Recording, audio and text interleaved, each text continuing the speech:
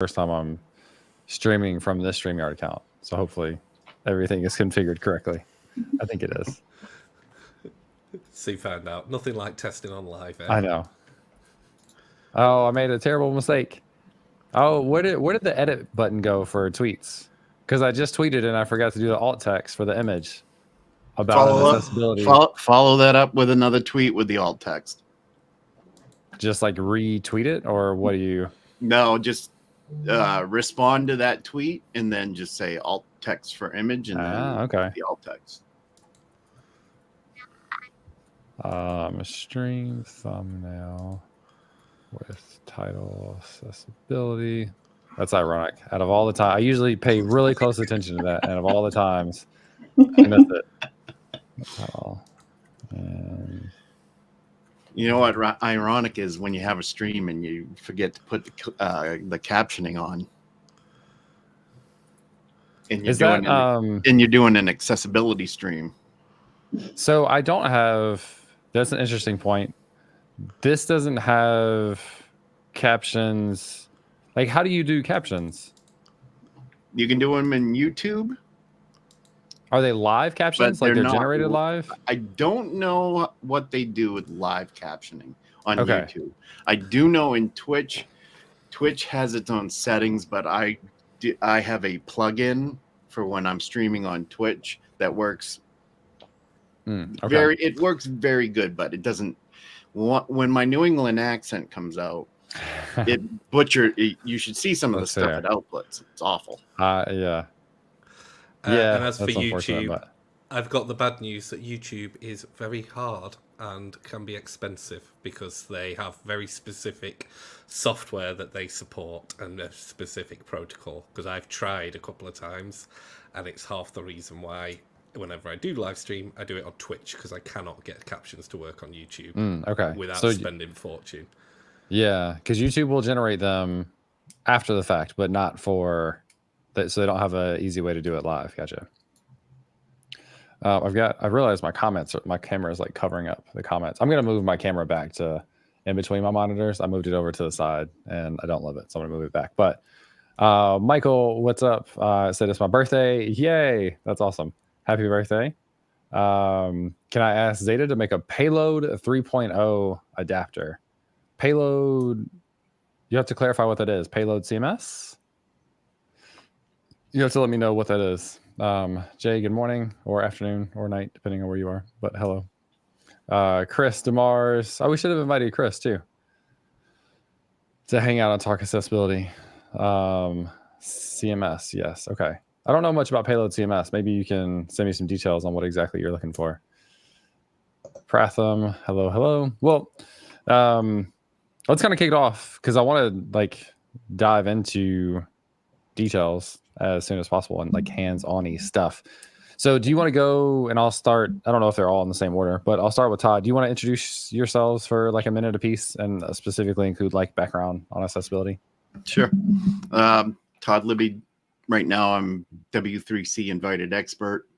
I've been in the W3C for 4 or 5 years now, working on WCAG guidelines and introducing deceptive patterns to WCAG 3, which is way down the road. That's for a different stream. I've been doing accessibility for 25 years. It started with friends and family who are disabled, and seeing the frustration, the anger, the frustration, the looks on their faces ready to give up. So I jumped into accessibility way back in the day and been doing it ever since. I've taken some time off recently, kind of semi-retired, but we shall see. So that's a little bit about me. Do you want to do really quickly, is it W3C and then WCAG? Do you want to explain what those are? W3C is the World Wide Web Consortium. W3.org, you can find out all about it there. WCAG are the Web Content Accessibility Guidelines, which are just guidelines. It's just a foundation. There's a lot more to accessibility than the WCAG guidelines. And I'm sure we'll probably mentioned that quite a few times today at some point. So it is not the be all end all, but it is a set of guidelines that people should follow and try to implement in their projects. Cool. Michael on YouTube commented that he's here to learn, and I was typing the response, but I figured I'd say it out loud. Same, me too. Which is one of the benefits of like being connected to people in the community that have expertise in different areas. So, Graham, do you want to go next? I mean, how do you follow Todd the lobster himself? It's very difficult, but yes, also part of the W3C, thanks to Todd. So I work on one set that Todd works on, WCAG, which we will keep talking about during this stream. I'm also head of accessibility at a company called SFG20, and Emma didn't like the fact that I'm head of accessibility there and left us. Rage quit. So that's a recent role, been there 8 weeks now. And that's quite exciting because that's hopefully bringing them up to standard over the next few months and years.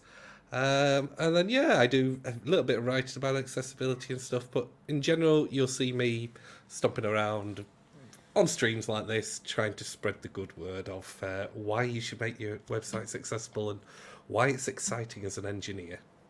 Cool. Welcome back, Emma. I thought you didn't like what I had to say. My whole computer screen just went black, and I have no idea what happened. So I'm just like, oh no. Yeah. Feel free. You're up if you're ready. Also, just for transparency for everybody, in the private chat, there's a comment from Emma that says, "Help! Something happened and I'm backstage." So I'm glad you're back. But go ahead when you're ready. Okay. Yeah. Hi, my name is Emma. I am a software developer and accessibility specialist. I live and work in Sweden. But I'm originally from the UK, and sorry, I'm all kind of flustered now. I don't know what my computer was doing. I'm now worried that it's going to keep doing the same thing. I haven't been doing this as long as Todd or Graham. I'm a relatively new developer. I've been doing it for 3-ish years now, and I think I have a background in teaching. So I've always worked with, having to adapt lessons for children with different kind of needs. And then when I started training, I actually did one of my internships at a company called Access Lab, who focus on accessibility here in Stockholm. And so that kind of got me into it. And I'm actually going back to work there with them from August. So super excited to be getting back in, focusing on accessibility all the time. So that's awesome. I also think there's a really interesting point there of you talked about being a relatively new developer in comparison. So 3 years as a developer, but in 3 years as a developer, you can still build expertise in a niche area to build a brand around or to build reputation around. You can still earn your reputation in 3 years as having credibility in a given area, especially if that's the thing that you focus on, and especially for something like accessibility that I think has a lot of opportunity for people to become one of those voices and participants in trying to make sure that it's something that people consider and do right. So I think that's really cool. Cool. I am going to share. So what we're going to do is talk about the Deals for Devs site. I'm going to post the staging link for this just because I haven't merged the latest code into the main site. So staging.dealsfordevs.com, and then that stuff will be on the main dealsfordevs.com domain shortly. But I wanted to start with a PR, Emma. Actually, 2 PRs that you did. And this was, so Deals for Devs also is kind of an open source project that has turned into more of a community involvement thing. I didn't know it would be that way, but we have a channel in Discord and different people participating, which is really cool. And anyway, so you've done a couple of different PRs, one of which was changing just a regular div. And I guess I could show the actual code. So changing a regular div into a main tag inside of HTML. So we hear this idea of like semantic HTML. That's probably something that that people have heard a lot. But what's the implication of not using the main tag in this case semantically?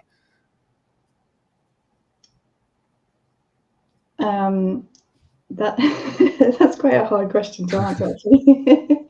I think one of the main tag is called a landmark tag, and landmarks includes main, it includes the header, the footer, aside, and that kind of thing. And screen reader users can navigate around using landmarks. So that's one good reason. Like everything should be included like within some sort of landmark. So you'd already got like header and footer, which was great, but you hadn't got the main tag or main element.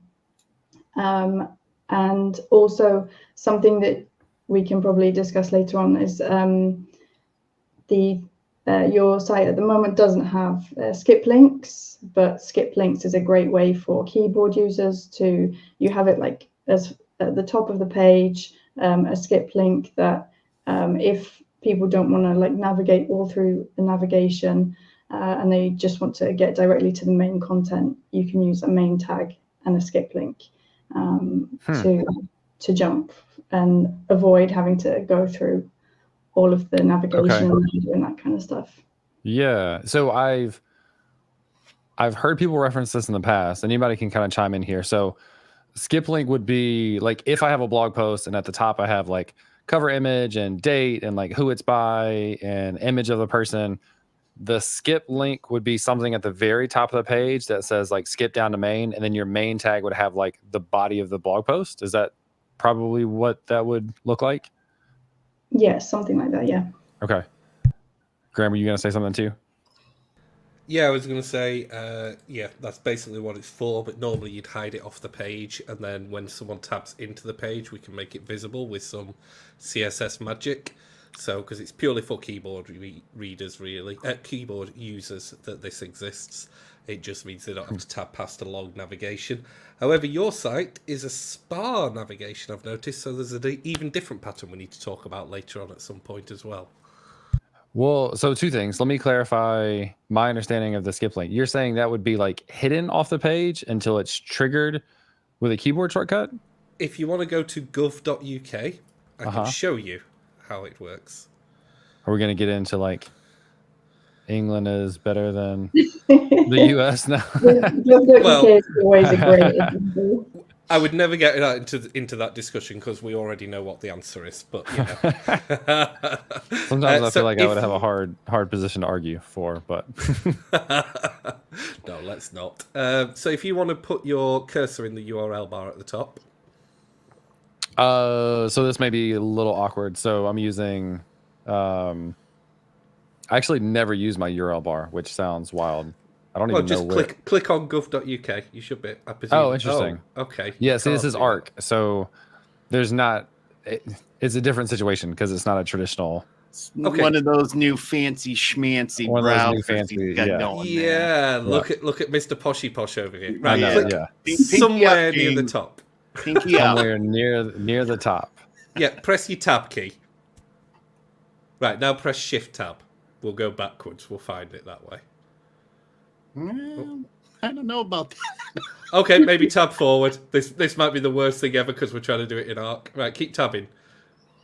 Keep tabbing. There you go. Okay. Right, so that's what we're looking for. That's skip to main content. It's only visible to when you focus with keyboard.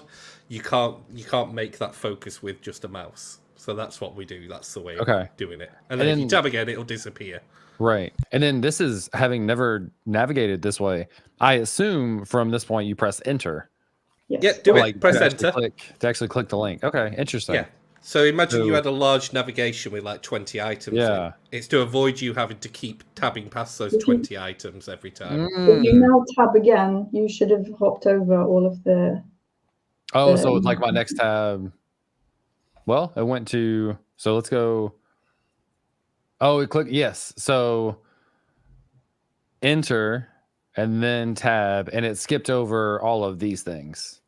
Yeah, exactly. So I personally wouldn't have thought of like this part as being part of the main, but it seems like it would be then if it's skipping down there. So like main here, but it skipped over the navigation above. And that's actually a question for me. Does somebody commented in soccer, definitely, meaning the UK is better than the US at soccer. I can't argue that. But the UK or England is in the finals for the Euros, which is exciting. So Sunday afternoon, our time, late or night for you. That's really exciting. But I would have, so the main tag, do you include, I kind of think of like, if I had a blog post as an example, you have like title, cover image, some other things, and then the body. I was thinking main tag would be like just the body, but is main really like, is it traditionally just like header, main, footer? Is that traditionally the way that goes? Anything that's not in the header is going to be in the main? Traditionally, yes. Okay. The only one that's a little bit debatable that people argue over is a side. So if you had a side menu, some people put that within main, some people argue that can sit outside main. Yet again, doesn't matter really too much because whenever you bring up all the landmarks on a page, they're a big long list anyway. They're not they don't tend to be nested or anything, so it doesn't care. That also accounts for HTML5's sort of, I'll lightly use the term flexibility with HTML5. Can you elaborate on that? So with the aside example, you can use an aside inside the main. You can use the aside outside of the main tag. Usually asides are for, something like a footnote maybe on the side, or a I don't know, I'm trying to rack my brain has here, like but just sidebar in general in the comments, Chris, but yeah, some sort of information in there that warrants being put in that content block. Okay, cool. It's interesting to me, Graham, I hope you're still here, even though your video is not showing. I am. I'm just looking for something. Okay, cool. It's interesting to me that your first example was gov.uk for the skip link. I don't have the faith in any government website in the US that they would have that. Is this something that like is much more paid attention to in the UK or in the EU in general? No. You go to any, well, I shouldn't say any. You go to a government website with Section 508, which is U.S. government accessibility guidelines, which are based off of WCAG, Web Content Accessibility Guidelines. They should have a skip link on federal websites. And if they don't, then they're breaking their own rule. Okay, so that's something that they actually do pay attention. I chuckle because my lack of faith in U.S. government, but again, separate story. What would be? Let's see. We applied for global entry for my daughter. So my wife and I have global entry. Fun fact: if you have a baby, like you can't go through global entry unless they have global entry as well, which seems silly to me, but. The baby traveling that you don't know about? No, that it's only with us. Yeah. So I'm clicking up here. Aha. Okay. So the first one, if I went back, and for people for reference, shift and tab is like to tab backwards versus tab is forward. So that actually had it, which is really interesting. That's good to know. That's really cool. I love getting to like test out theories real time, especially on government websites. Basically, what that does is it gives the keyboard navigation user less work to do if they're also using a screen reader, so they don't have to tab through everything and they can just skip all over that repetitive stuff. So, question there: what's the use case? And I think this is I think one of the main reasons that there are so many struggles with accessibility and people taking it seriously is not understanding the impact. And I don't understand, or I don't know exactly, like, what is the use case for someone only tabbing through? Well, is that because of... Yeah, go ahead. First thing I'm going to address by your question there is ask yourself this. Who do you want to exclude today? Do you want to exclude any part or portion of the disabled community? Probably not. And especially if you have a product that you're trying to sell. Latest figures I've seen in the US alone, there was $500 billion of disposable income in the disability community. Now, if nobody wants a piece of that pie, I kind of question, why are they in business? The other thing being, at some point in our lives, no matter who you are, you're going to become disabled over time. It's bound to happen because we're all going to get older at some point. So that's what I want to address with that. And go on with your question. Yeah. So what's the specific use case? Because I don't navigate a site by tabbing through all the elements. So what is the use case for that? I'll let Graham or Emma take that one, and then I'll chime in. Should I start? Go on, Emma. Yeah, go ahead, Emma. So you do have people that can't use a mouse. For example, you might have people with motor difficulties. For example, Parkinson's disease, they might have difficulty clicking on specific links if their hands shake too much, or they might really struggle with dexterity to use a mouse. You might have people that are like paraplegics, for example, that can't use their hands at all, and they navigate. You can get all sorts of devices to navigate without a mouse or a keyboard. Like there's various things called switches and sip and puff devices where you can control them with your mouth or your cheeks, or there's all sorts of amazing devices that people have come up with, but they all rely on keyboard, being able to navigate with the keyboard one click at a time. And that is often through the tab key. There are actually, and I think mobility disabilities are one of the biggest percentages of disabilities. So it's quite often that you forget about them and just focus on screen reader users, but actually mobility is a really large area that you need to think about. Yeah. I think the potential shakiness and the difficulty of actually clicking on something specific, that makes a lot of sense. Graham, do you have anything that you want to add to that? Emma nailed it. Nice. There are obviously many different disabilities, but basically that is what it boils down to. Most assistive tech interacts as if it's a keyboard, so it needs the keyboard interactivity to work. Okay. Cool. And maybe a follow-up to that, the idea of focus states.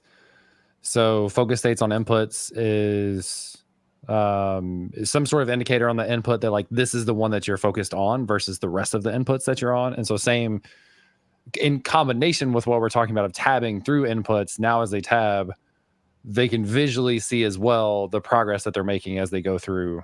And I guess it's not just inputs in a form too. It's kind of any of these things, right? Anything that you would tap through and be focusable.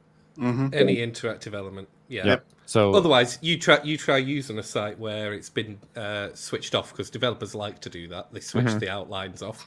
You don't know where you are. It's literally impossible to navigate around a site if you're using a keyboard and you don't have the outlines. Cool. Yeah, makes sense. And then Graham, you kind of addressed this. Karina asked in the chat, hey Karina, by the way. So let's say we activate a skip leak and it correctly brings focus to the main landmark, which I've got a follow-up question of this. The main has a heading followed by some buttons plus other content. Where should the focus go? I looked at a site where the focus goes to the heading. The heading has a tab index of -1. Is that correct? I want to say no. And Graham, you said skip to main should ideally skip to the main element, so the container around all the main content. And so I've got a little bit of a clarification and maybe two different things. The difference between a landmark that you navigate to and then something that's focusable, because in this case, the main element is not focusable, but it is a landmark that you can navigate down to. And then when you press tab, it goes to the next focusable interactive item inside of the main, which could be a button or whatever it is. Does that sound right? Essentially, yes. Okay. Yeah. Anything that you would correct? No. Okay. Oh, go ahead, Emma. Sorry. No, I would just say to Karina, like, I think most of us here would say you navigate to you move the focus programmatically to the main. So it's not in the normal tab order. That's why you use a negative tab index. But some people do disagree and will move it to the first, like the H1. I don't think there's it's not the end of the world to do that. Like move it to the first thing inside the main that makes sense, or move it to the main itself. It doesn't make that much difference as long as you then the focus then moves on to the next interactive element after you press tab again. So yeah. And what is? Sorry, I got so many questions. I'm excited. Keep going, Graham. No, it's all right. Keep hold of that question because there's just one thing to say. Yep. Both work fine.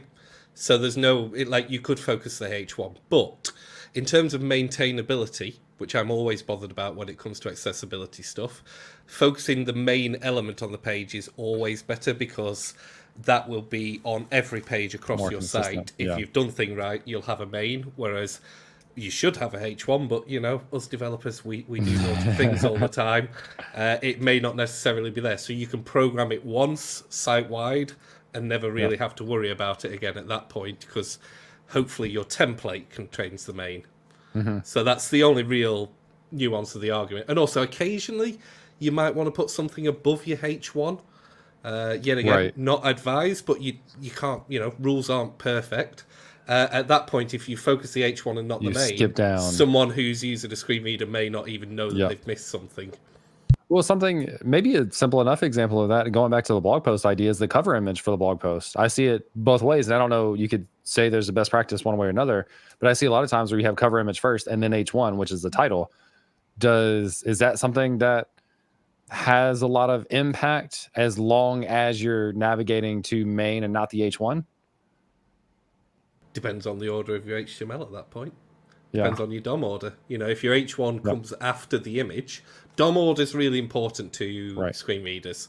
So if your H1 comes after your image and they go down the page, which is the natural direction to head, they might not know that there's a cover image there. And if that cover image is important to the article in any way, then they might miss key information.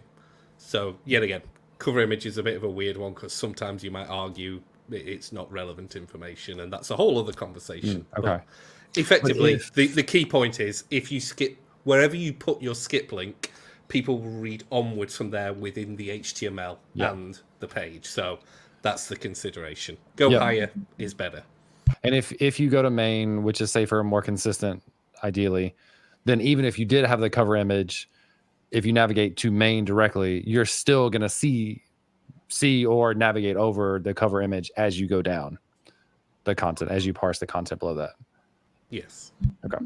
And I need to add this, and I'll probably do this throughout this stream, is please do not remove the focus from a website. When you remove focus on the elements, like outline none. Outline none, yes.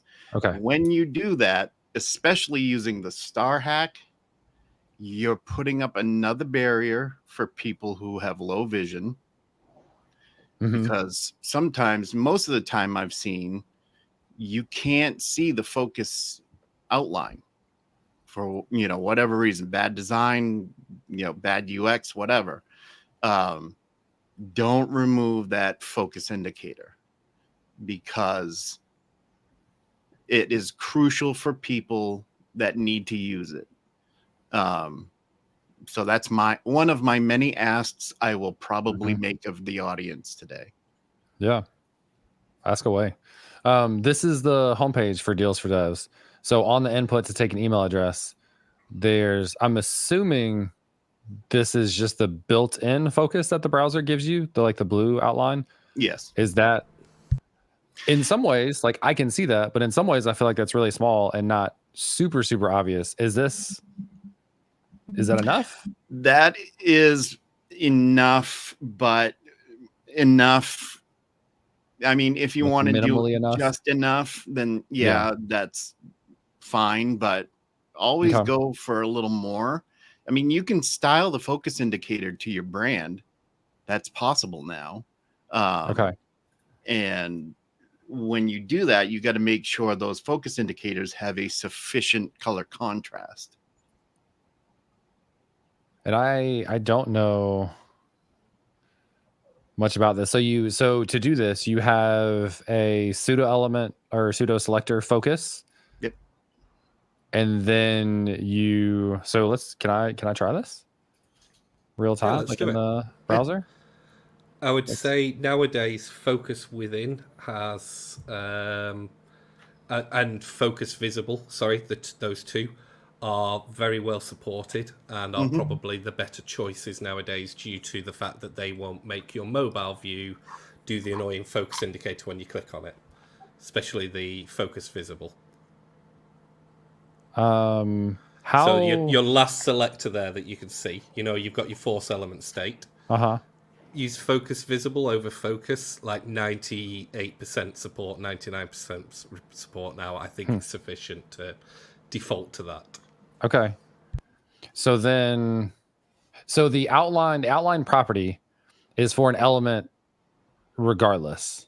So like I can apply this directly to an input element, this outline, and then that will get shown or no. Oh, so you have to apply it to the pseudo selector. Yeah, so on element.style you need to change that to element : focus or something, and then you can do it that way. Can I do that in the DevTools? I'm thinking I can't change that, can I? I think if you go to you have to add a new rule with the plus button, I believe, on the top right. This is interesting because I've never done this. So how do I do this now? Input, or can I do element? No, you do input and then : like focus. Name equals, because how do I? Well, I guess I could just do all inputs right now. So all inputs. Focus dash visible. Dash, and explain to me again. So focus will, on any time it receives focus, it will work. Focus visible is for keyboard only, basically. So you don't get it showing up when you tap on a mobile, which is why you have this problem. So it's like mouse only, basically, which is what it's non-mouse. Yeah, thanks, Emma. Yeah. It's non-mouse. So is that because it's too if you're on mobile and you're why the two different use cases? A button's a better example. If you have a button and you click it with your finger on your phone, you'll get the focus indicator visible for a brief second, and people find that off-putting and annoying. Okay. And so you had all these people removing focus indicators for mobile state and then forgetting about them on desktop. So the idea here is that basically does what you want it to do. It will show focus if I'm using assistive technology or the keyboard to navigate around. Okay. Or I focus something by clicking in a particular way, because you can focus that way. But just a tap on your mobile won't show it, so you don't get that flash of a focus indicator, which is So the indication of a click is not necessary from an accessibility standpoint. It's more about the focusing on it. Yes. Basically, yes. Okay, cool. So now I should be able to toggle this on and off. So I've applied a rule, which is any input, focus visible. I apply that rule, and then I can toggle this on inside of here in the DevTools. Cool. And I have one last tip for your focus indicator, which is do outline offset. So if you toggle it back on, Mm-hmm. And then under the where you've got your input visible and you've got your outline, add a second rule under that one. Mm-hmm. Outline dash offset. And then do like 4 pixels there as well. The reason being is that then sets it slightly outside of the element. So even if it's the same color as the border of your element, the focus indicator is very visible because it comes outside of it and is larger.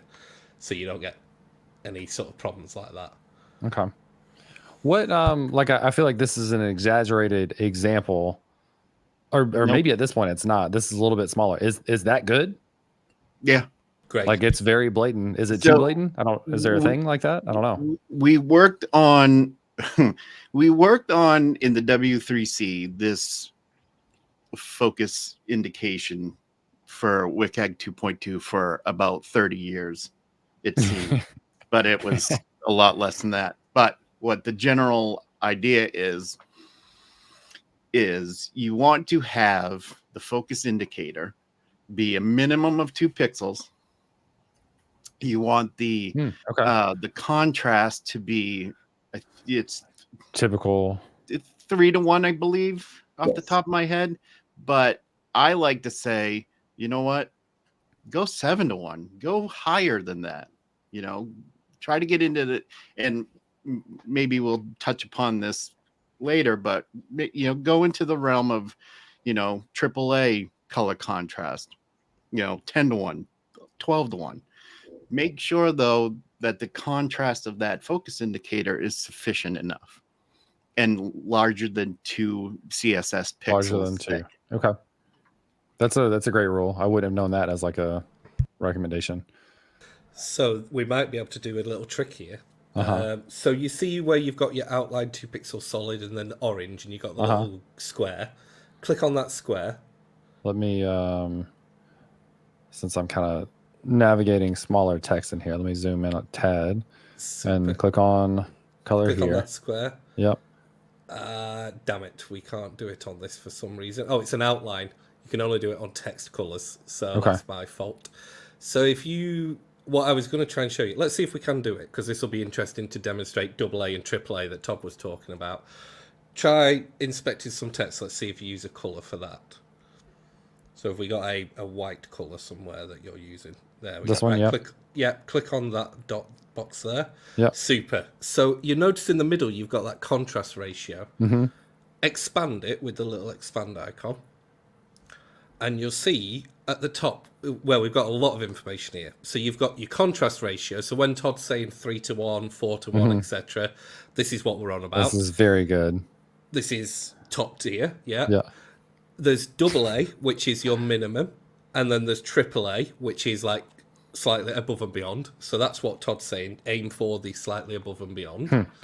So do those numbers change, or is that always the standard? Those numbers, the AA and AAA. Those numbers do not change unless there is. Well, again, I'm going to be doing this a lot. I preface this by saying WCAG 3 is not a thing until, I mean, we have the first draft out, so, but still, the APCA standard that is still an experimental standard that may change. I don't know. Okay. I'm going to say no for right now. It's not going to change those AA and AAA. We're doing away with AA and AAA in WCAG 3. It's going to be a lot different. So, but for time, I'm going to cut through what I'm trying to tell you real quick here. Yeah. Is these numbers will not change, but always go for that AAA level. Mm-hmm. Okay.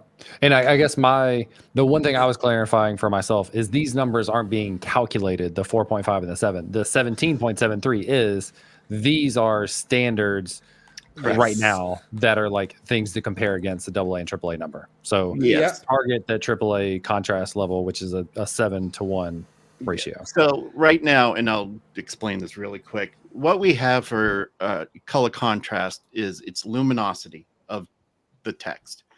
So basically, your foreground color, which is the text color, against your background color.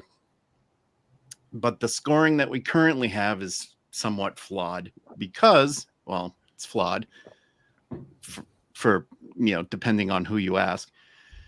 It's not foreground color and background color. Our eyes perceive color. Our brains, it takes that color and it says, oh, this is, what you're looking at. So it's always good to push the boundary of, okay, do I really want to settle for, the Minimal. basics? Sometimes you can push it a little further. Can a site be all AAA? No, absolutely not. No, a site cannot be 100% accessible all of the time, especially if you have changing content. So it's always good to ask questions is what I'm going to wrap up by saying that. Always ask questions. And the three of us, and I know Homer too, and DeMars, he's out there. Mostly everyone in the accessibility community, 99.9% of those people are going to be very open to answering any questions that anybody has because we want to see things accessible. Yep. And I've always appreciated, like, I have a relationship, Todd, specifically with you and Chris, and I know your personalities for calling out that sort of stuff. So having in the relationship, I already innately have more trust in those things that you say, but I've always appreciated the people who can step in and say, like, there's a miss there. There's a thing that you're not considering. And going back to kind of Emma, we talked about like having 3 years of developer experience, but also having specific experience in an area that not that many people have experience with, gives you that opportunity to be one of those voices as well. And it's a repetitive thing. Like, I can't tell you how many times I've either been called out or seen people called out for alt text on images. And I do them now 95% of the time. The irony of this is when I tweeted, I first didn't do it. And like, I had staged it and I was in a rush and blah, blah, blah. But like, that is the thing that I pay attention to now on a regular basis because of voices in the community that advocate for it. Graham, you had something you want to go to add to that conversation. Yeah, no, like I said, Todd was putting the important points home, but I want to show you some more tricks while we've got this open, that's all. So, and explain something that Todd said yes, and Todd's right, but also Todd knows exactly where I'm going to go in a minute of, it's not always 4.5 and 7. And we're going to demonstrate that as well in a minute. So yeah, this is why it's confusing. Okay. There's 2 tricks I wanted to show you. First of all, if you look in the top box on this panel that you've got open, you'll see that you've got like a selector tucked in the top left.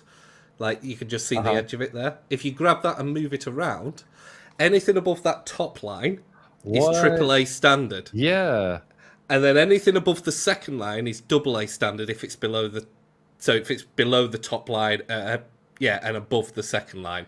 So where you are now is a fail on both. Bad, yeah. And then that's a pass on AA.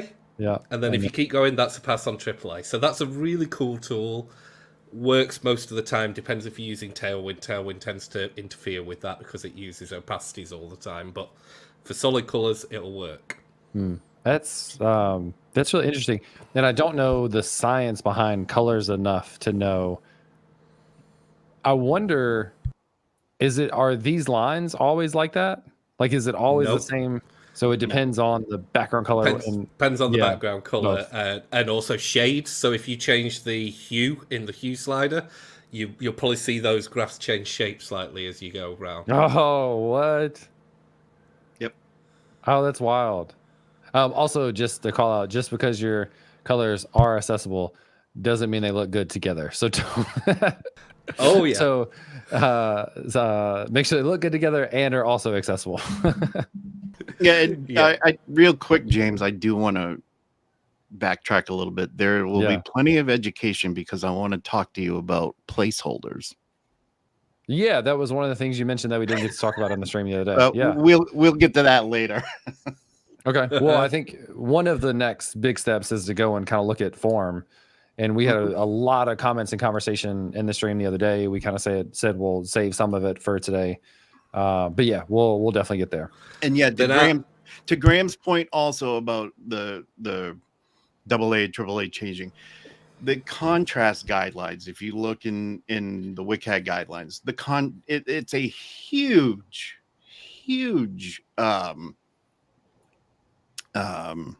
guideline. One of many that could be broken up into smaller guidelines. There's so much, you have contrast of text, you have contrast of UI elements, you have contrast of this, that, and the other thing. So yeah. And so there's one last thing I want to do on the text stuff, and then finally we can move on from this, because it's like Todd said, we could do a whole stream just on color contrast and everything. Yeah. But I want to show you something interesting here. If you know your big header element, the best deals and giveaways, inspect that instead. So you can leave your beautiful purple color you've just decided on. This is it. Find your color on that one now, and then click on it. Click on the little square. So I've overridden the text white. So go back to this one. Oh, it doesn't work on that one. That's ironic. So the bit I was going to show you was, we can do it on, go back to your get upcoming and ongoing deals. I'll show you on this. I'm trying to show you a magic trick. Love magic tricks. So yeah, go back to our color on there. There we go. Right, now close that tab down, panel down a second. Make your text bold. Just inside of here. Yeah. So so font weight bold. It's funny. I'm such a Tailwind person now. Like, I have to really figure out what the CSS classes are, because I'm so used to Tailwind, for better or worse. I think if you click that now and open that panel up, I think it's big enough. Do you notice now that AA is 3 and AAA is 4.5? So the thing to make it even more confusing with text is, if your text is large enough or it's bold and large enough, there is a second threshold level where the AA and AAA changes, just to make life interesting. Yep. That's why you should always use tooling or an actual contrast checker, because trying to remember all that as a dev that's not an accessibility expert is a nightmare. So you could use, color contrast checker for WebAIM or something like that, where it'll tell you what size font it needs to be, whether it's bold or not, and what colors you can and can't use. Or if you're able to, use this tool here, because it'll always keep you the right side of it. I love that. And then to Todd's point, go as high as you can. Yep. The further to the top left you can push that marker, the better. Yep. Yeah, super cool. I did not know. I've never even looked at this tool in detail, like clicking on the color box. I've never actually done that. So there was a comment. Chris Salt Burnham said, if you have text on a background image, you won't get anything coming back for contrast. I imagine that makes sense. It's hard for the browser to calculate all the different pixels, because you're comparing against different colored pixels in the background image for a different piece of the text. Yes, but to make sure that you can hit color contrast as far as text on images goes, the lightest adjoining color to that text is how you want to measure that. Right, because you want to take the worst case and make sure you solve for that. Correct. Yep. Sometimes that doesn't work though. Sometimes, like, I ran into this many times, where you take the lightest color and you kind of balancing out with the darkest color that's adjoining that text, and it just doesn't work out.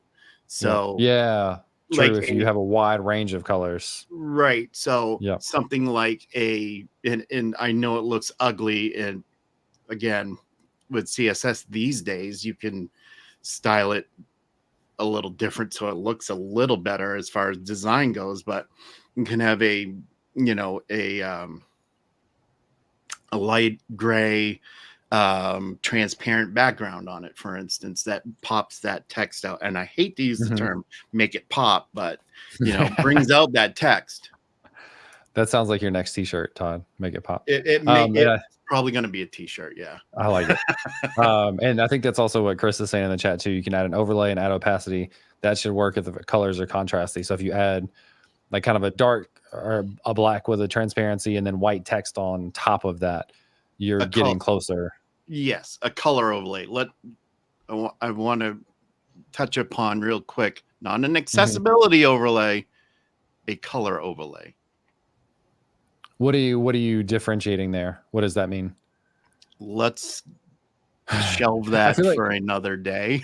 Okay. Well, I see Graham laughing, and I feel like every question I ask is like the rabbit holes that we may not be able to fully go down each one. Which again, like I think there's maybe just for everybody that's watching and me being the novice, especially in this situation with you all here, there's probably a good balance of to do accessibility very well. You don't have to be Todd, Graham, and Emma. Correct. I think people can put in the effort. They can do 90% of the reasonable things and be really, really close to super, super accessible, but not to intimidate anyone here. You don't all have to be experts in accessibility at the knowledge that you have. Is that fair? Correct. Yeah. 100%. Could be your first day and you can practice accessibility. Could be 25 years in and practice accessibility. Yeah. So everybody can do it and everybody should do it. And something I like to say, and there is a t-shirt for this, accessibility is a right, not a privilege. Yep. If you want to, Todd, or here, I'll do it. That way you don't have to do it yourself. Todd has some shirts that he's created, including the one that he just mentioned. So if anybody is interested in a few, I think all accessibility related, right? T-shirts? Yeah, for the most part, yeah. Okay. There's the Cotton Bureau link for anybody that is interested in checking those out. Chris said, start with low-hanging fruit, semantic markup. We talked about that a little bit. Alt attributes and color contrast. Those are, I think, the three. Like, if you were to ask me what the three biggest ones are, that's probably the categories I would say as well. And people can also, and I'll throw the link in the chat, or if anybody else wants to throw it in, the Web A Million report always lists the top 6 most found issues. So what the Web A Million report is a yearly report on the top 1 million homepages on the websites that they test. And if you go down to where is it? Down further to almost there.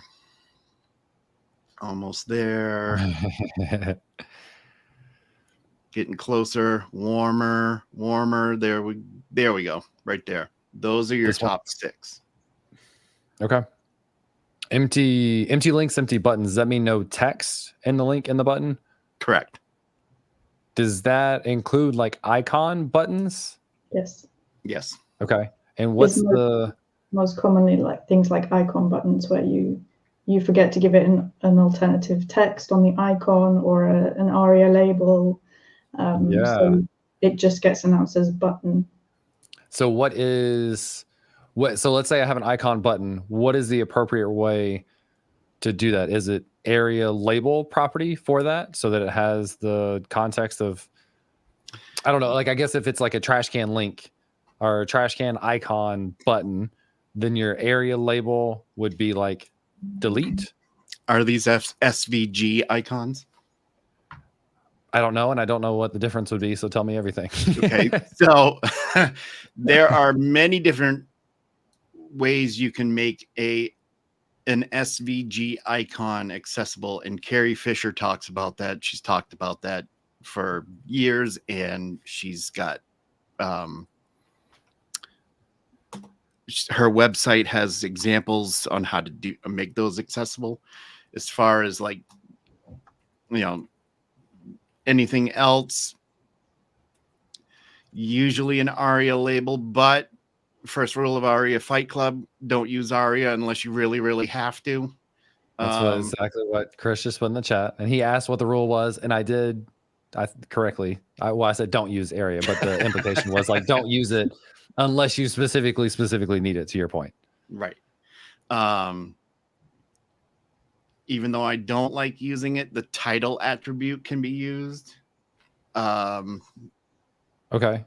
And more often than not, I use hidden text. Hidden text. What is that? So the screen reader inside of your So would it be, I like to kind of guess at these things to see if I'm understanding what you're saying. So inside of a button tag, inside of there, you would have an icon. Inside of there, you might also have a span that has a CSS class that hides it, but it has text inside it. Yes. Yeah, hides it in a specific way. That's the key bit. It hides it in a way that a screen reader can still see it, but it's visually hidden. So that's why you always hear it called the visually hidden class or the screen reader only class. Most libraries and frameworks have one of these built in. And Nick has a really good question about why to use a visually hidden class instead of an ARIA label. And one of the reasons why is because ARIA labels don't tend to get translated, whereas visually hidden texts do. So if you just use like an inbuilt browser translation tool, if you're accessing a site in a different language, they don't always pick up and translate things like ARIA labels and ARIA labeled by. So that's one reason to try and avoid using the ARIA if possible. Interesting. Okay. Very cool. So answers. Sorry. Internationalization. Yeah. Internationalization is a part of accessibility. It's under that UX umbrella. So you have UX as the umbrella, and under that you have accessibility. You have internationalization, localization, performance is also an accessibility concern.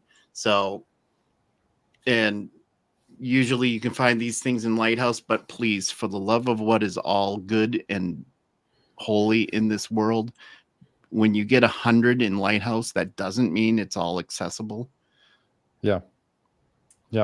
There's a lot of I forget what the new performance metric was from Google, interaction to next path or whatever it was. Yes. And it I really kind of did a deep dive into it because it really didn't turn out to measure what it kind of says it does.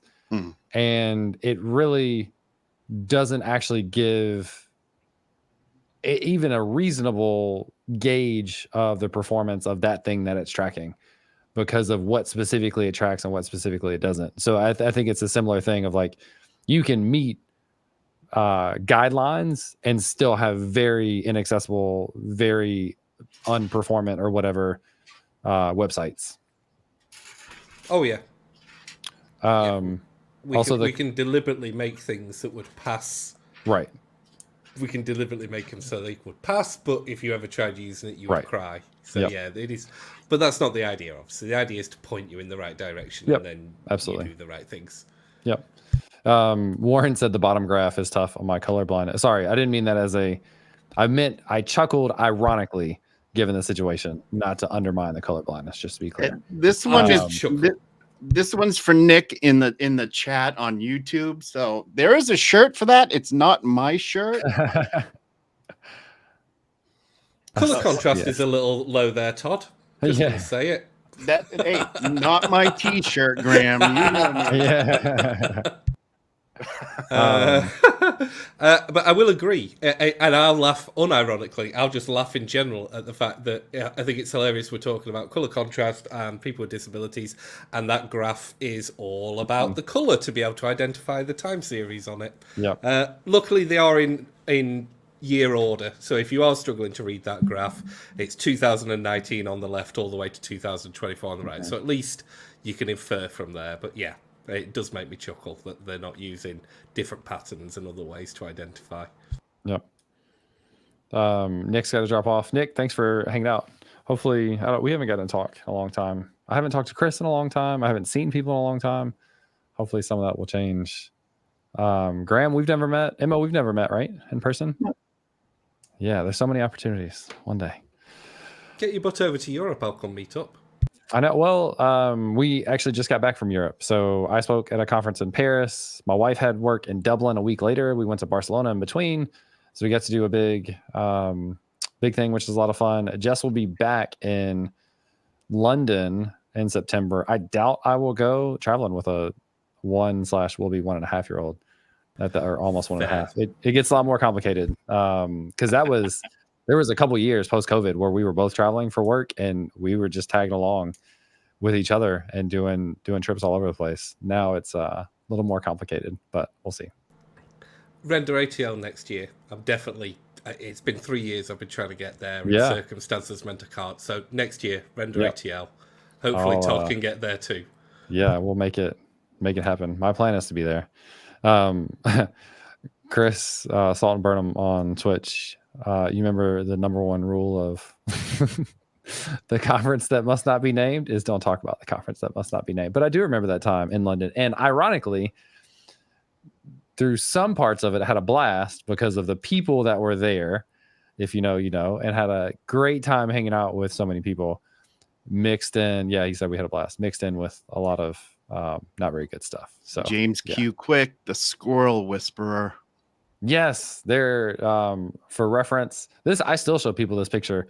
Squirrels in like St. James Park or whatever are just so used to people, and I like lured it all the way up my leg, like up to like my shoulder with a Cheez-It or something, and it was I don't know. I thought it was super cool. I probably got like a disease or something, but I had fun while I was doing it.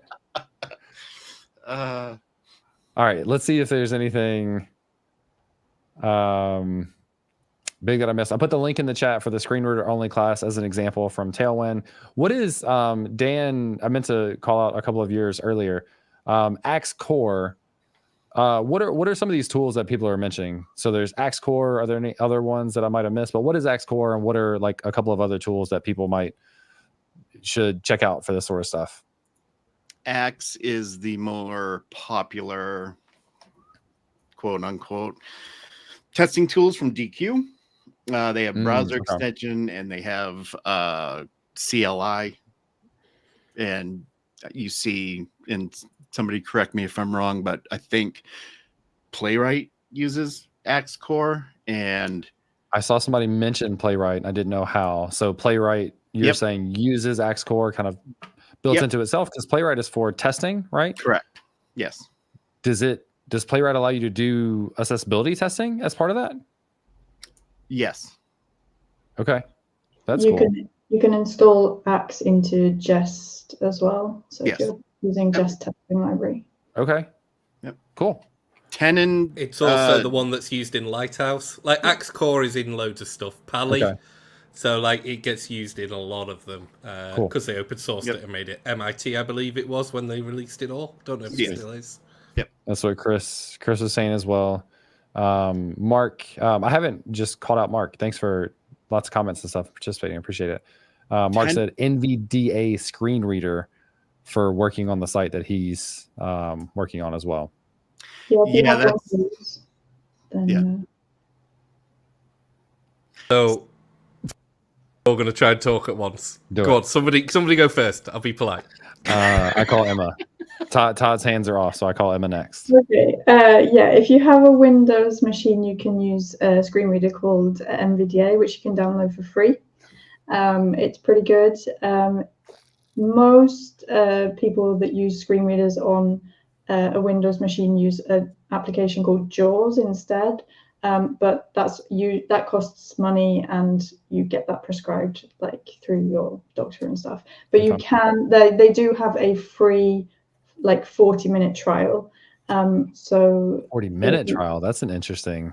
Yeah, and then you need to completely reboot your computer, and you can use it for 40 minutes again. So you can use it for 40 minutes at a time if you want to test with JAWS to get the experience that most screen reader users get. But then there is also Narrator built into Windows. I haven't tried that one as much. And then on Mac, we've got VoiceOver, which most people that use screen readers tend to use Windows instead. But if you have a Mac, then VoiceOver is built in, and you can use that to test with Safari. And it probably doesn't give you quite the same experience, but you can still pick up quite a lot of issues by using it. And then on mobile, again, there's VoiceOver built into iOS, and I think it's called TalkBack is built into Android. There are quite a few free screen readers that people can use. Cool. I put a link in the chat to Polypane browser as well. This is built by Killian. I'm just a big fan of his work. This is a paid tool. But one of the things I use it for is checking OG images. It's like the easiest way I've found to test that OG images are coming out correctly. And there's a bunch of other features, including accessibility stuff in there as well. So I'll put a link in there. But did you say Hank? I'm assuming there's a joke behind that. Hank is in the house. What's up, Homer? What's good, everybody? So we've talked through a lot of things, but really quickly, do you want to do like a one sentence who you are and your background in accessibility for people that are listening in? Yeah. Homer Gaines, certified accessibility engineer. Been in the game now for over 30 years. I've been doing accessibility since 2001. And I've had the pleasure of working with, when I say working, meaning on freelance projects or just side stuff, but just about everybody on this screen. So nice. Everybody's friends, except for that dude with the lobster. Yeah. That dude's a jerk. Yeah, don't trust he that called guy. You Hibiscus Horatio Hollingsworth. All right. Welcome to the stream, Hollingsworth. Right on. Appreciate it. Feel like I need my monocle on for that one. Yes. All right. I don't. What's a good? Should we go to forums?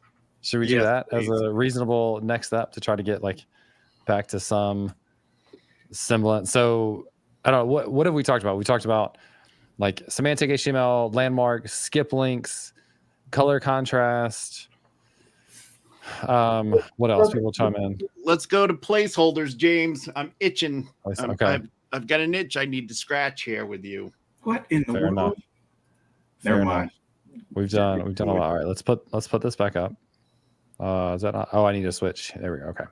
Yeah, Demars says they have medicine for that, and I'm gonna have to tell him what. For that. He can talk once his pasta does not stick when he cooks it. Ooh, shots fired. I would love like almost lunchtime too. I would love some. So this is the form. It's a multi-page form, which gets very complicated, by the way, like way more complicated, I feel like, than is obvious. But anyway, this is a multi-step form for filling out a deal for Deals for Dev. So if anybody has like discounts on courses or anything that you find, feel free to submit. Inside of here, I was working on validation. So as I tab away and come back, if I remove this input, it gives me a message, which you had a question about font size here. So we'll come back to that too. Ooh. One of the other things I did, and I didn't know the best way to communicate this, is I wanted to communicate inside of website that it needed to start with https:// or s or HTTP, I guess, because someone entered their site without that and then it broke because as I had a link to that, because it didn't start with the prefix, it went to like /my-domain/deal/their thing, which obviously didn't work. So I added validation in the back end to make it a full URL. And then I was trying to give some context to the user of like what a format for this would be. One of those indicators was the placeholder. So tell me all the things. So the first thing I'm going to touch upon is most people know what a URL is for a website if they're somewhat tech savvy, right? The one counter argument I would have just right there, though, is like most people know, but they don't necessarily know that you require HTTPS:// like the prefix. So that's one use case. Correct. Which was what I was going to follow up with. Mm-hmm. The main thing, though, is when a screen reader reads that input area, it's going to read that to the placeholder. User. There may be a browser screen reader combination that will duplicate that. What do you mean by duplicate, Todd? Well, with some placeholders you hear, I don't know, first name. Okay, When you have doubles it up. Yeah. Yeah. When I tested this with NVDA yesterday, it does read out website URL https://example.com. So it reads the whole label and then it reads the placeholder. Yep. Mm-hmm. Yeah. Does it announce placeholder as placeholder? Like, does it say label website URL and then placeholder is? No. Oh, interesting. No, but there are some screen readers. I believe JAWS actually changes its voice Yes. and does. To indicate placeholder. Yeah. Like kind of how the text here is more muted for a placeholder. Mm-hmm. It's a different voice to imply that. And Emma, what version of NVDA are you running? I updated it to the most recent one just the other day. Okay. So because whatever is the most recent one. Okay, cool. Yeah, because I noticed that change was in there as well, because there was a time where NVDA used to go placeholder. I know VoiceOver will announce placeholder as well, I believe. Mm-hmm. I want to come back to the solving the HTTPS prefix on the server. I don't want to forget that. I want to come back to that. But somebody was about to say something else, I think, where we are.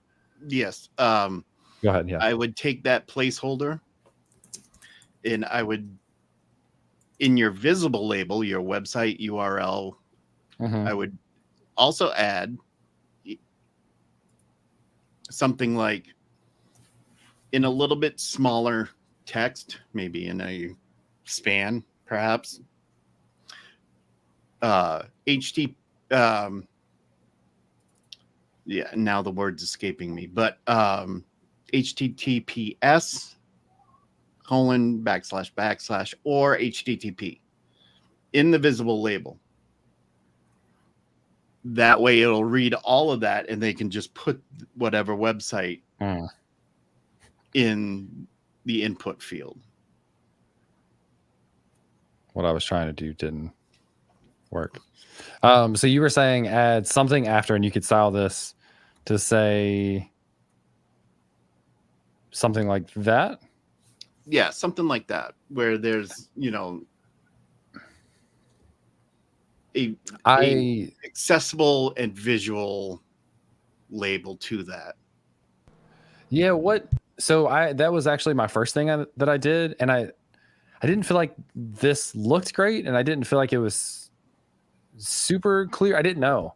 So like, do you do like eg.space? Is that like? Yeah, you can do that. I've seen that. Or must start with HTTP or HTTP. The must start with is much better, because you could put the EG, and what a screen reader is going to read back is EG. Well, if you have someone who doesn't understand what EG means, then the context is lost. Did you all already cover required versus optional? And no, we haven't talked about required today. All right, because me and you and these asterisks up on these labels are gonna fight. Okay. Is there anything? So the big thing with placeholder, just to make sure we like stay in order. Yeah. The thing with placeholder is the repetitiveness of getting called out and the lack of clarity from a screen reader that it is a placeholder. Is that fair?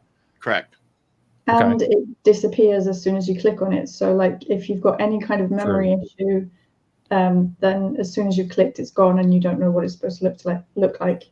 That's a great point. And I would argue, regardless of memory issue, that's a struggle. Like I have filled out something myself. I've seen a placeholder, went to fill it out, and deleted the whole thing to go back and see what it was. So that's a great point. Yep. Same. Okay.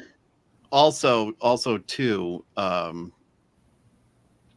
with some of the placeholders that you see that shrink and they go up above the text area where you're typing. Oh, you talking about material? Yeah. That's an issue all in itself. Again, the duplication being read if not handled correctly, but those, I hate to say it, but those can be done accessibly, but it takes a little work. And you can visually hide that. I saw in the YouTube comments, you can visually hide that part, but with somebody that has a cognitive disability, perhaps, I would keep that visible just in case they don't use a screen reader. So you want to you want helper text on your forms to help a user and guide them through the process. You also want helper text like you have there on your error states as well. And if you want to get into error messages and accessible error messages, we can do that at some point too. Yeah. We've got all the things. Go ahead. One thing that you can definitely do from a presentation standpoint with your label is that must start with HTTPS. We can use that as descriptive text. So that can actually fall below the label. You can adjust the font size of it. I wouldn't make it too small. What's the font size that you're dealing with now? Like 1.5. So we're looking at about a 16 or an 18.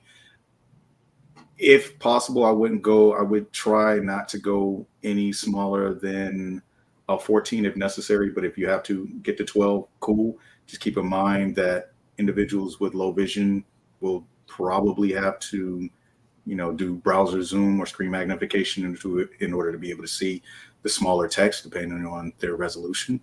But from a design perspective, you can actually clean that up. So you have the label first, and then you have the description or the instructions below it in a smaller text.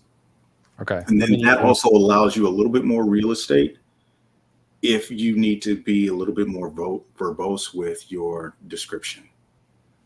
Okay. So I couldn't do that as easily inside of, I have like containers that have stuff and things. Yeah. And that's it was just a thought. Yep. I saw in the chat somebody said placeholder opacity 0. Don't want to do that either. It'll still be read by a screen reader. Yeah. If you just put opacity 0 on it. So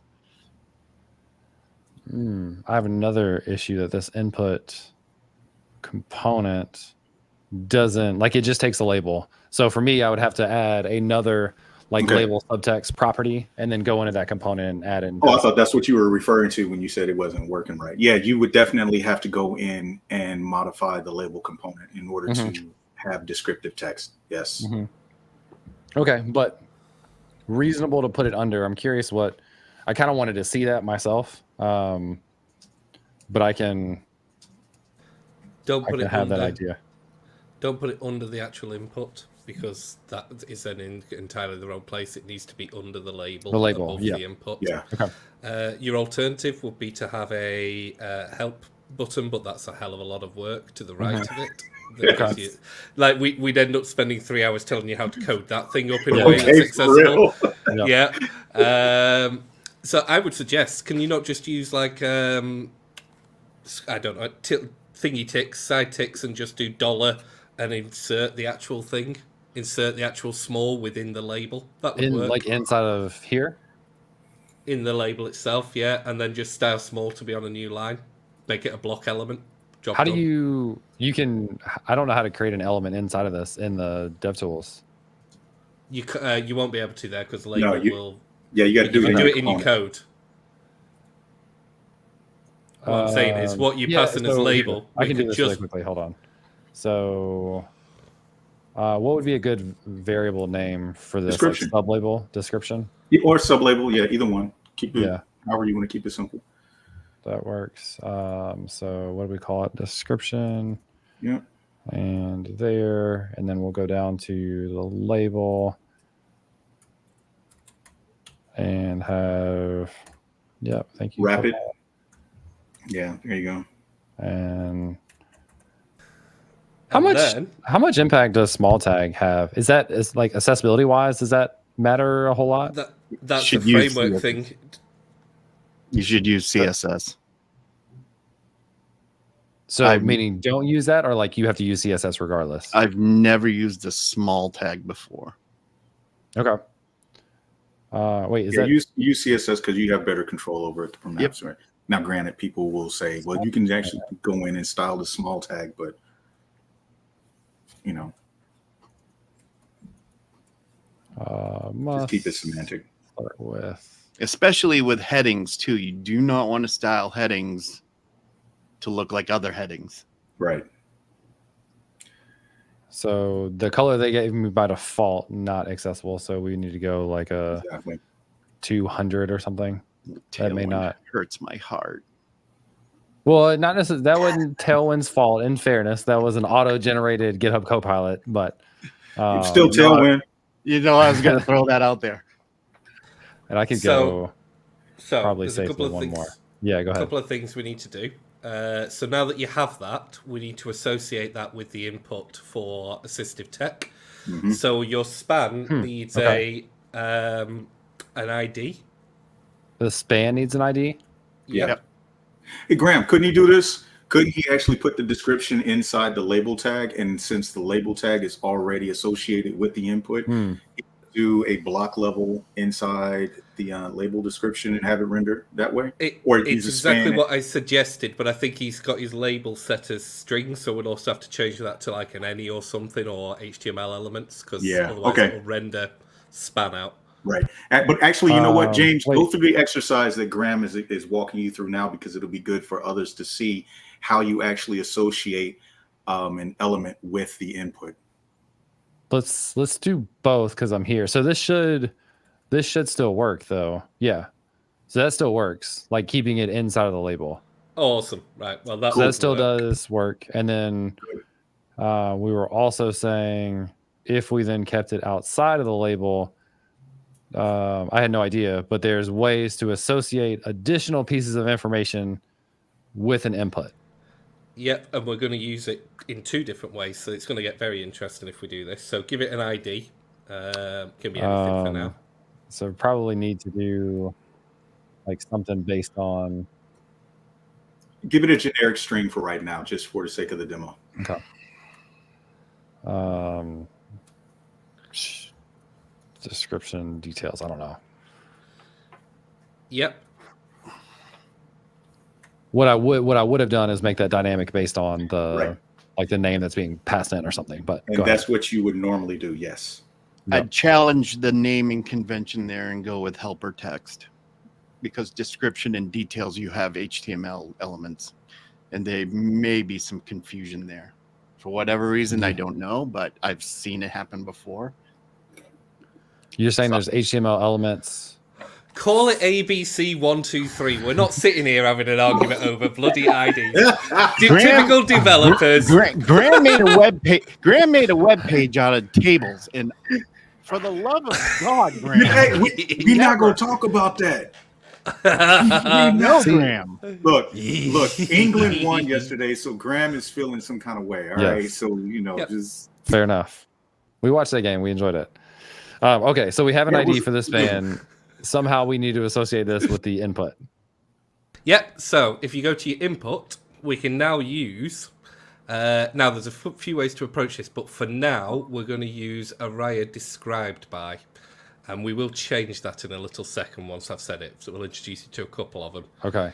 I will have, because this is a component, I would have to go and add that property. We may not do all of this specifically, because I don't know. Oh, maybe it already has it. Okay, cool. I was going to say, a lot of the array stuff should filter through as long as you're letting it pass normal props. Okay.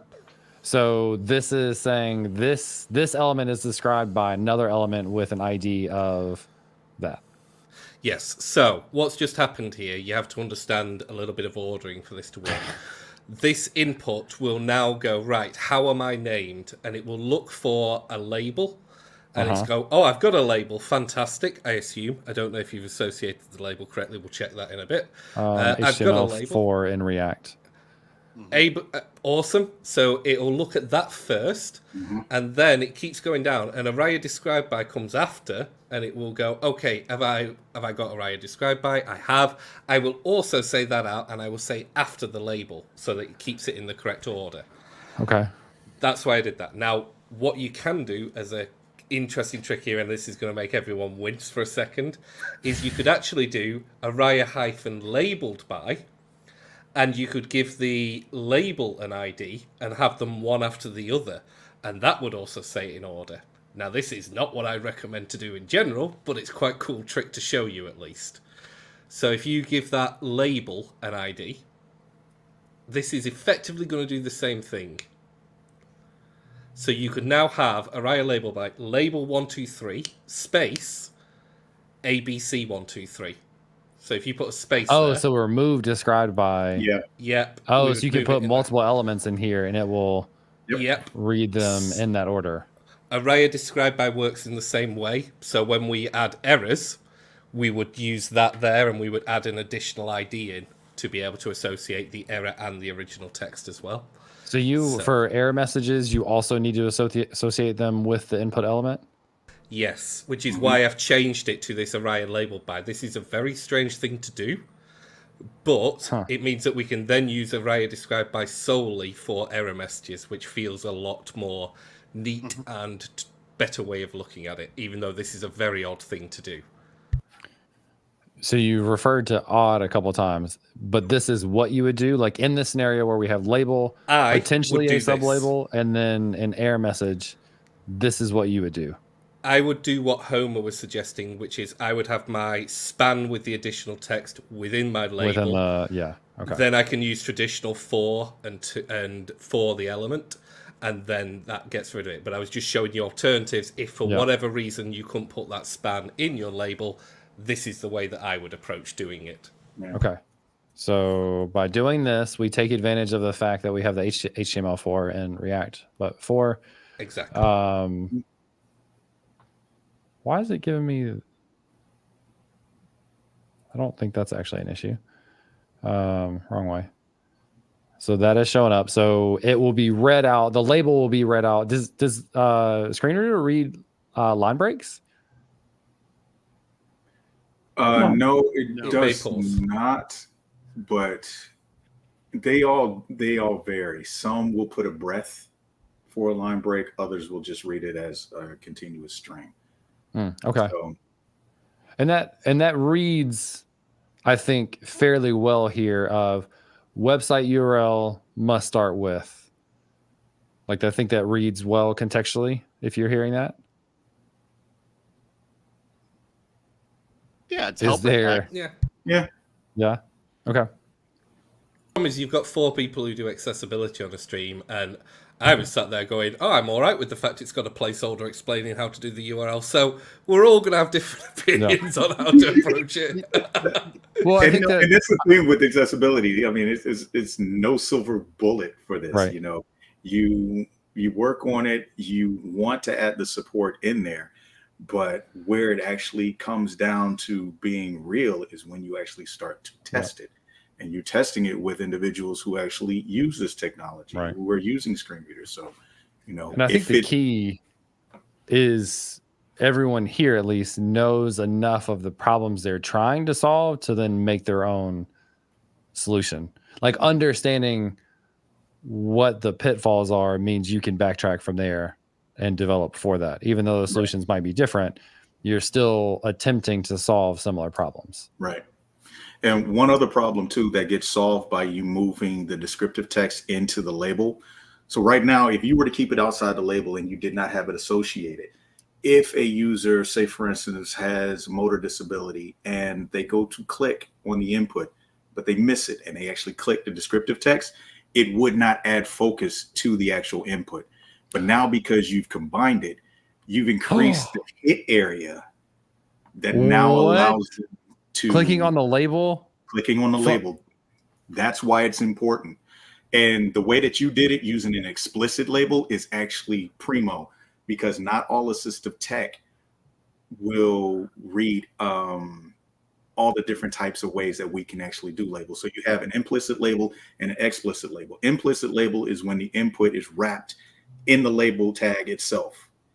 But I know that Dragon has a problem with recognizing those. Dragon, for those of you who don't know, Dragon is a dictation software where a user can actually speak to their computer using Dragon to help fill out forms and things like that. But if you use an explicit in the way that you've done it, it has a broader reach, which satisfies the robustness side of the WCAG. Okay. I didn't realize. I wonder how many people in chat knew that. If you're not an accessibility person, how many people in chat knew clicking on the label would focus on the input for you? I did not know that. It's one of the quick tests you can go do on your own website. I'm a big fan of things that you can do without any knowledge. Literally go and look at all forms and start clicking the labels. And if the label doesn't focus, you've cocked up and it's something to fix. Yeah. Or you hit that tab key. Also, everyone in the chat is commenting that they knew that, and someone said that's the point. And now, I feel bad. Oh, Mark just learned a week ago, so I feel better. But it's interesting. Michael said, like, that's the point.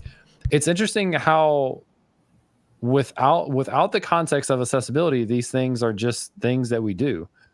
Like, it just seems like, yeah, we have a label so that you have a description for what the input is, not that there's a deeper significance behind it. And that's why I think these are so interesting. These conversations are so interesting and so good, because you actually get the context behind why some of these things are there, or at least part of why some of these things are there.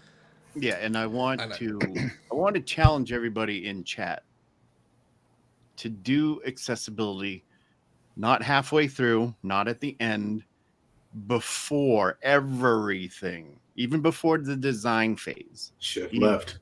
At concept phase, start accessibility, because you'll save yourself time, money, headaches, stress, everything a developer hates about being a developer. You will save that by making things accessible from the very start.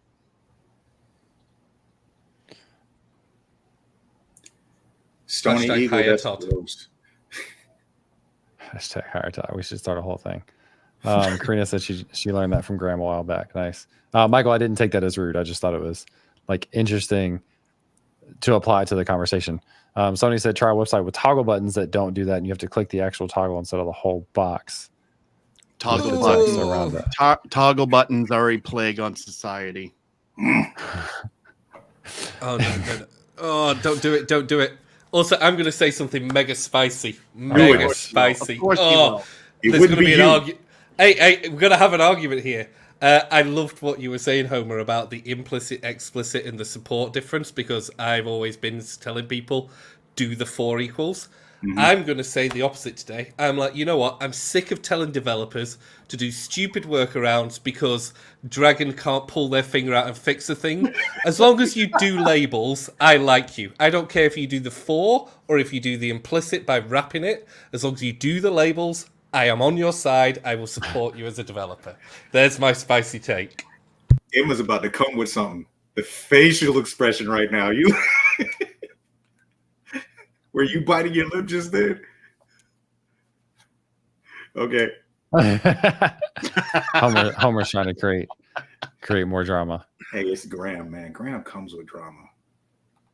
Yeah. And I'm finding it hard to believe I am agreeing with a guy that designed a web page using tables. Mm-hmm. I have to share it. Give me a second. Let me share it. No, you should. It's beautiful. Don't do this. No. It's beautiful. Hey, it's accessible. It's accessible. I don't know what your problem is. Don't do this, Graham. Don't show us your ugly side. Why? While you're doing that, Homer, one thing we didn't do was talk about the asterisk. Oh yeah. All right. So what's the deal? All right. So this is a UX thing, but it also has some relevance for accessibility. The asterisk itself, if you look at it, it conveys absolutely nothing. What you are doing is that you are relying on the person's knowledge of previous forms to be able to understand how your form actually works. Now, to an extent, that's what we actually want to do. We want to support those mental models, but you're really not telling the user that this is a required field, because that asterisk could mean absolutely anything. And so when I'm working with designers, what I like for them to do is make a decision. Doesn't matter which one. You're either going to have required fields or you're going to have optional fields. And so in this case, what I would recommend that you do is lose the asterisk and just let the individual know, let the users know at the top that all fields are required. That way they can go through and fill it out. You will already have required marked on the actual element itself, so screen readers will read it back that way. The other part that you can do is that if you had an optional field in here, instead of cluttering up the UI with all these asterisks that don't tell them anything, you actually spell it out. And for an optional field, you actually place a label, like say to the far side of the input using, like if you were using flex in this, it would be a flex and then justify space between. So you'd have the label here and you'd have. I said to tell one class. Oh, gross. And you'd have, that's your problem. You'd have optional on the other side. That way, still, again, everything is understood to be required except for the optional one. You reduce visual noise as well. by doing that, because you could have required, but that's just ridiculous. It kind of goes back to one of the rules in the WCAG where you want to use common language. So yeah, an asterisk, even though we understand the esoteric meaning of it, like I said, a lot of people don't get it. Yeah. So if you spell it out for them, cool. And then guess what? When it comes to internationalization, the asterisk is still going to be an asterisk. Well, you don't know if someone else in another culture uses asterisk for another meaning. But now for internationalization, it will also change to a language that they understand. And they will recognize that it is either optional. The word, yeah. So do you think without a label at the top, or without an info thing at the top saying all required, do you think marking the optional ones as optional with a label to the right is enough to imply that the ones not marked as that are required? I would do both of them, because you just want to communicate as best as you can to all of your users. One thing that I hope that you're not doing, I hope you're not doing an autofocus on your inputs, because if you are doing autofocus, what you end up doing is that anyone that drops in on your page, they are skipping everything at the top and going directly to that input. So autofocus on the first element if you reload the page. Yeah, don't do that. Allow the user to actually be able to access the content at the top of the page. So in my perspective, if I put a message at the top that says all fields required, and then I feel like it's a little confusing if I then have an optional one and have to mark that as optional. That feels a little confusing. So you've simplified the language. All fields are required. You can actually be more descriptive in your instruction with that. All fields are required unless marked. Yeah. Give them the full story. Yeah. Okay. That's fair. So let's see. Question from Mark. Does it also apply to modals, the autofocus? Yes. Yeah. So don't autofocus to something on a modal? If there is a form inside the modal, no, you don't, because when have we ever opened up a modal that just had a form with no other content in it? You still want the user to be able to read the information that comes before those form inputs. Typically, you can put a tab index of -1 on the modal body, and then using JavaScript set focus to the modal when it opens up. So that way the user is in it, and then it's now focused, and now they can read through. The purpose of using the -1 is so that you actually can't keyboard to the modal body itself. But then all the other focusable elements inside there should be focused in order. Emma, what were you going to say?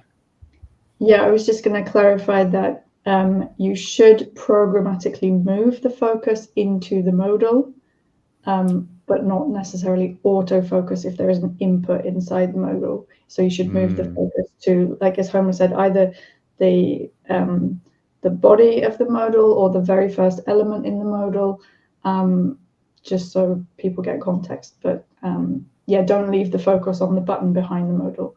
Yeah. And now in HTML, there is now a dialogue element which is supported across all of the major browsers, which has this inbuilt functionality that it will move the focus for you. Okay. And actually, that is one thing that I was looking at on Deals for Devs yesterday, because the search modal doesn't quite behave. Now, I don't know if we're going to have time to look at it, but you've got the search modal automatically autofocuses here, but you've got like the close button is not reachable. And then if you start tabbing, you end up tabbing behind the content, even though the modal's still open. So there's like a few accessibility issues we can look at here as well. Yeah. So in this instance, this is when a focus trap is actually necessary. Usually in focus traps in your code, you don't want that, because that will block users from being able to do other things. But in a modal, you definitely want the focus trap to keep them there until they intentionally leave. Trap. I don't even know where to look to. So one, I don't remember doing anything myself to trigger the autofocus. I'm not. There's so much here that's just like literally Homer gave you a set of rules, and all of a sudden we found the one instance where it makes sense to focus the input when you open the modal. Right, so exactly. Kind of just broke it. Any other modal would have been fine, but this one, ironically, breaks the rule set. This is correct behavior in that respect. I noticed that. I was laughing my head off. As soon as he opened it up, I'm like, there's no content at the top. Well, yeah, you would go there, but hopefully the label tells you what you need to do. Huh. Yeah, it made me chuckle because I was like, literally any other pop-up would have been great here, but this one is not the right one to demonstrate on. I have never used autofocus ever. In any project I've done, I've never used autofocus. I don't know how that is getting autofocus. But how do you focus trap? That's a slippery slope, and that's probably something for another day. Yeah. Okay. At a high level, this is what you want to do. You want to get an inventory of all the focusable elements that would be inside the modal. And then as you tab through, you only allow focus to those until you actually close it. Is that a JavaScript thing? Yes, it's a JavaScript. Or you want to use the native HTML. Yes, or use the native one. Which has it inbuilt. Yep. Oh, so I didn't catch this earlier, Emma. Not only does native dialog take care of the original focus, it also only allows focuses until it's closed. Yeah. Oh, that's cool. Okay. That's good to know. And Emma, correct me if I'm wrong. We now have full support for our modern browsers with dialogue, right? Yeah. Yeah, cool. Even on, this is going to sound gross, but even for mobile? I believe so. Yeah, I'm pretty sure. 96%. It's not bad. Oh, yeah. There you go. Yeah. Excuse me. Karina asked a good question about required fields. Could the context of the form be enough? Like for login, it's probably implicit that email and password are both required. I would think so. That seems reasonable to not have to clarify all fields required at the top. It is. You never know. I've answered that with not for people with cognitive issues. Now, again, we can go into a rabbit hole with this, but I tend to err on the side of caution. And while we can't, fill in every edge case and use case with an accessible solution, that one's kind of Yeah. But I would probably have, say we're, for this form, for instance, I would probably have somewhere up at the top on the left above your back button there, or back link, all fields required. Yeah. Above the... above that right there. That's interesting because which is disabled. I was actually looking at that. I don't know. I was wondering as well what that did. Oh, I guess because it's on the first page. Okay. So ask yourself, why would you have to go back from this page? No, if you went to, he means but he's got it there already for if you're on page 2 coupon details. So it'll be. Yeah. Oh, we're gonna have fun with this. Kind of create a pattern that works for that one. Yeah. I also wondered about this down the side because, in a sense, I feel like it's kind of like a tab pattern or something, but like a tab panel pattern. But when you actually tab through it with the tab key, you go through all of those links first, 1, 2, 3, and 4, and then you come to the first input on the page. And I'm like, does that really make sense? It's with that, it's either like a navigation or some sort of tab panel. I don't know if it's quite built how. Not that we want to get into tab panels and all that kind of stuff because that's terrible as well. But yeah, I'm wondering about that pattern and how it works. I'm thinking one thing that you could possibly do with that, do an inspect on on your navigation that you have there. Product info, coupon. Yeah, open that up.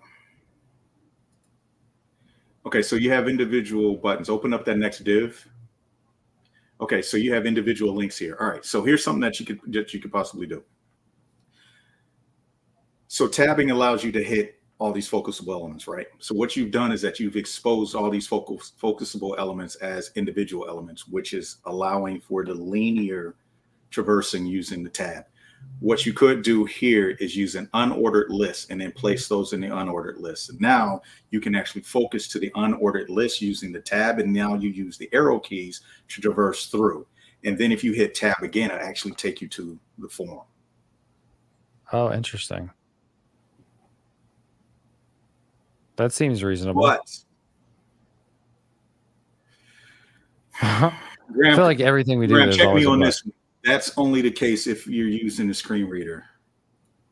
Sorry, I got distracted. What am I checking on? This guy. Never mind. I know. I'm sorry. I was trying to find the answer to the like how to do focus trap if it's not supported and stuff. So I was on that. Oh yeah. Good luck with that one. I found a horrible answer. Because I know Graham has had an opinion about that before, but right. What? Say it again. Shorthand. I'll say yes or no. Shorthand. Change the navigation to an unordered list. So that way, when you tab into the group, you use the arrow keys to navigate through instead of the tab. And then if you hit tab again, it actually takes you to the form without having to traverse through all of the navigation. That is native, or is that only with screen readers? Only with screen readers. Okay. On an ordered list, you would not be able. You wouldn't even get onto the list in the first place. Well, the links are focusable. Oh, okay. Then you'd have to tab through every one of them. You wouldn't be able to use arrow keys. So still same They would thing. just be tab stops. Yeah. Okay. Interesting. My argument is that basically these are waypoints. These are waypoints rather than actual like tab points to be there. So this should be like a whole component in itself, separate. It's like a navigational menu, basically, is how that is treated. So yeah, this could be wrapped in a nav tag. Yeah, what Homer was saying is basically what I do, but the way to build it is a bit beyond this stream on how to explain it. But you would tab into product info, and then you could arrow key through as if they're tabs, basically. Think of them like tabs, right? But they're vertical. And then you could jump backwards and forwards between the steps without having to tap past everything. Right. Yeah, that's exactly what I was envisioning. But it takes more than what you thought to build that, Homer. It's not just there's some additional work that we would have to do, but that was me giving you the bird's eye view of the 30,000 foot view of it. Yep. Yeah. I like it. This has almost been 2 hours. I'm gonna go and get lunch with my wife, but in all sincerity, I can't tell you how much fun this has been. And there's plenty of individual rabbit holes we could continue to go down much deeper on. I think there's also just like more core stuff that we could get into that I think would be really valuable for not just me, but also the people watching. And again, I want to reiterate for people that are listening in, to do the majority of accessibility and push the world forward in accessibility, you don't have to be an expert like I consider these four people to be. There's a lot of core stuff. Like some of the, my point is like some of the things we could go really deep on would be a really fun conversation. Also, maybe not necessary, but there's still a lot more core stuff I think that we could find that would also just like be accessible in terms of learning and implementing, and also that balance of not having to be part of WCAG like consortium and stuff like that, like being an expert. So anyway, I think there's the chance that if y'all are up for it, we come back and do this again. Also, just some comments in the chat. Great info. Love this. Michael said, thanks for the expertise. Adnan said, this stream inspired me to take a course about accessibility. That's awesome. I think that's probably like the best feedback that we could get. Michael, I apologize. He mentioned this several times, so we should do something on it. Or if anybody wants to do like a tweet and share it with him maybe or something. He asked about tooltips, and I forgot to bring it up and address it because someone / maybe multiple of you had like opinionated stances in tooltips. Text chat Don't in use the last them. one. There you go. Yeah, there you go. But if you have to use them, one thing that a lot of individuals or that a lot of devs leave out of tooltips is the ability to escape a tooltip using or close a tooltip using the escape. Okay. Now, is there a built-in tag that's like, aren't tooltips a native thing in HTML now? Nope. Well, yeah, you use title, but we don't want to use the title. No, you have an ARIA role that represents tooltip. I have a code pin. Hold up. Continue with that. I have a code pin that I can share where it is literally just an HTML version of tooltips. It does not have the JavaScript in it that allows you to escape out, but it at least shows you from a semantic perspective. Okay. I thought there was a new built-in thing that like Jay had posted about. Oh, if it is, But I also would have expected if that was the thing, y'all would have known about it. So now I'm questioning. I haven't seen it. You're thinking of Anchor, James. There's the new. Anchor Anchor's the new joint. Oh, to build your own tooltip by using Anchor to anchor it to an element. Yeah, but you still need to do all of it. So the problem with the tooltip is all the other things. You've still got to like use ARIA label by or other things on the element that it's attached to make sure that it's associated. That like tooltips are a nightmare. Okay. Better work out a way of getting the information on the page or in a modal where it pops up or somewhere else. Way easier for you as a dev. Fair you enough. will spend days creating an accessible tooltip. I've tried before and it made me cry. It made me cry. So I posted a link to my code pin in the chat. Again, it's a straightforward HTML solution that uses HTML and CSS. If anyone wants to fork that and go ahead and add the JavaScript aspect to it, have fun. This was just meant to show the semantic structure of a tooltip so that screen readers could read the content without it being overly verbose. Homer, can you send me that in the private chat too? Because that way I can send it to Twitch also. Yep. Let's also give James a round of applause for bringing in 4 accessibility people and being very open and willing to go through something that he's done and make it more accessible. I think, James, I can't say this enough. Thank you for doing this. I'd love to do this again. And let's chat should give you a round of applause because not many people want to be grilled by 4 accessibility people at once. Which one of these folks? Well, and that wouldn't be the case if I didn't already have trust in all of you to handle the situation respectfully, right? Like there is situations where you get in that and you do get roasted by people and it's not fun. I know coming into this situation, it's a learning experience for not just me, but the reason I like to do these things live is because other people get to benefit from it as well. So I didn't, someone, and thank you. So also, and just like appreciation instead of caveating it. Thank you. Last thing, I think somebody said that your link didn't come through. I think Stoney said on YouTube, links don't stick unless the admin does it. So I posted a link on both Twitch and YouTube for Homer's code pin. So it should be accessible to everyone that is watching. Cool. You didn't just do that, did you, James? Because you know now that we have to go and check out the accessibility of YouTube and Twitch. It's like a red flag to a bull. As I said that, I was like, I bet there's another conversation to have after this, but that'll be for another day. All these cans of worms. I know. Well, that literally is, but I find them all, even if it's something that doesn't come up very often, I find just the learning process behind those really interesting because I think the individual nuggets in those rabbit holes have implications on other things that may be more surfaceable more often, if that makes sense. But sweet. I'm off to lunch. I sincerely appreciate you all being here. I took a couple notes to jot down of easy-ish things to change. And the repo is open source. If anybody wants to check out the repo in addition to the actual site, feel free to do issues, PRs, whatever.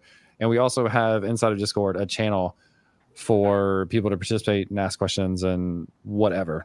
So if you happen to be interested in that, you can join Learn, Build, Teach Discord and send me a message, and I can get you in the channel for further discussion. But anyways, all right, I'm gonna go ahead and call it. Thanks everybody for. Thanks, man. Oh wait, hold on. I've got instructions from. I was gonna not do array just because I was being lazy, but let me get this set really quickly on Twitch for those of you that are there. Array to finite singularity. Cool. So that should be started. I'm going to switch to make sure I do this right. I'm going to put on a thanks for watching one, and then I'll take everybody out, and then Twitch will right over. YouTube will be gone, and I will see all of you later. Appreciate it. Peace.